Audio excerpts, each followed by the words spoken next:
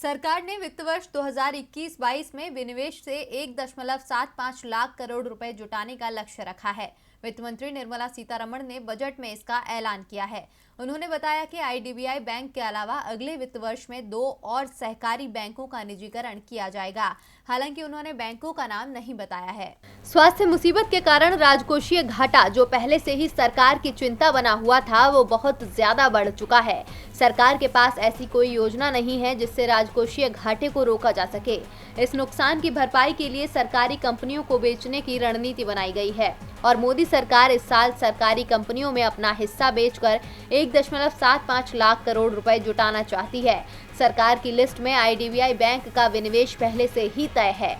ऐसे में बैंक ग्राहकों के साथ साथ निवेशकों के मन में भी सवाल उठ रहे हैं कि वो 2 बैंक कौन कौन से हैं जो आने वाले दिनों में निजी हाथों में सौंप दिए जाएंगे। दरअसल मोदी सरकार पहले ही साफ कर चुकी है कि सरकारी बैंक की संख्या घटाई जाएगी। इसी कड़ी में पिछले साल 10 बैंकों का विलय करके 4 बैंक बनाए गए। अब सरकार कुछ और सरकारी बैंकों से छुटकारा पाना चाहती है। साल 2020 में नीति आयोग ने सरकार से सिफारिश की थी कि वो 3 सरकारी बैंकों का निजीकरण कर दे।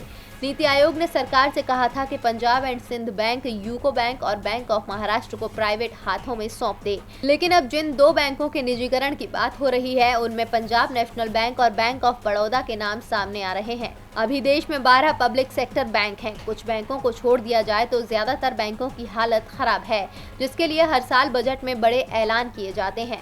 इस बजट में भी सरकार ने 20,000 करोड़ रिकैपिटलाइजेशन की घोषणा की है। मौजूदा वक्त में दिसंबर 2020 तक सरकार की कम से कम 10 बैंकों में 70% से भी ज्यादा हिस्सेदारी है, जबकि 8 बैंक ऐसे हैं जिनमें सरकार की हिस्सेदारी 80% से भी ज्यादा है और 3 बैंकों में सरकार की हिस्सेदारी 90% से ज्यादा है और इसमें से अधिकांश बैंकों को निजी हाथों में सौंपा जा सकता है। डीबी लाइव की रिपोर्ट।